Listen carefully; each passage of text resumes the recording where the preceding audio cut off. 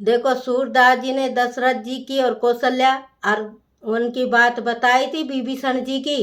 तो वह बात है कि कौशल्या को रावण ने उठा के बक्सा में बंद कर लिया था और राक्षसों से कहा अपने पेट में रखना, जब तक ये कन्या जवान नहीं होगी तब तक इसको बाहर नहीं निकालना, मैं इससे शादी करूँगा।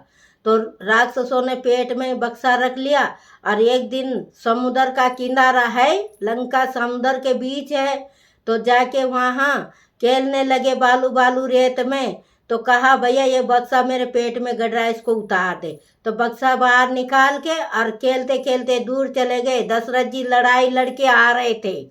देखो, दशरथ जी बहुत लड़ाई लड़े हैं इनसे, उनको भी बहुत जीना पड़ता था। ये नहीं कि साल 2 5 20 साल 80 हजार, नहीं, वो भी 3 हजार बरस तक इस राज्य में रहा है।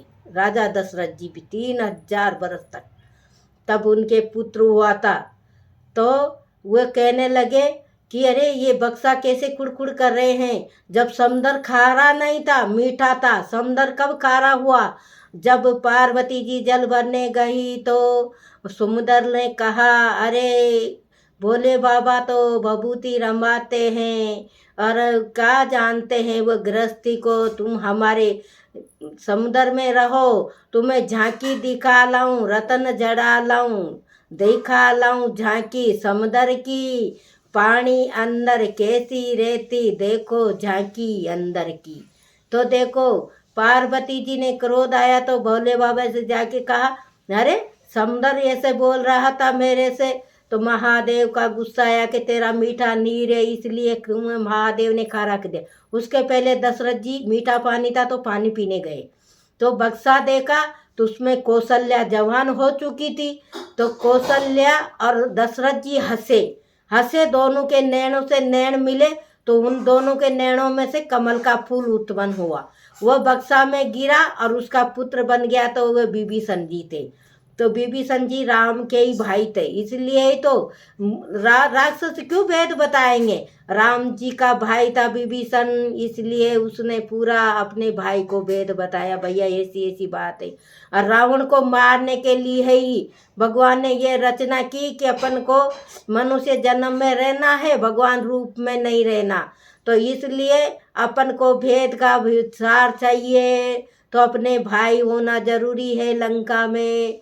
तो भगवान ने वे विभीषण जी दशरथ जी और कौशल्या से उत्पन्न हुए। कौशल्या को लेके दशरथ जी आए और घर में जाके हवन ववन करा के उनसे ब्याह कर लिया, दूसरी रानी कैकेयी। और या सुमित्रा भी बेचारी खेल रही थी तो सखियों के साथ पानी में तरने गई तो बह गई, कोई सखियों ने नहीं निकाली। पहले इतने इंसान कहाँ थे तो कोई दौड़ के लाए उनको निकाल के।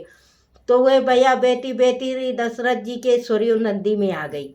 इनने निकाल के कर लिया और कहा अब मैं कहाँ जाऊंगी, मैं आपकी अर्धांगिनी बनने चाहती हूँ। तो सुमित्रा के भी पियर नहीं है और कौशल्या के भी पियर नहीं है, कैकेयी के पियर है। ये दशरथ जी के विभीषण जी वाला भाई है, ये भी किसी का और रावण का भाई नहीं है, ये तो बताया गया है। और ये विद्या रामायण है सूरदास जी की, इसमें सही बातें हैं, सब बातें सही है सूरदास जी की रामायण में। जय सिया राम।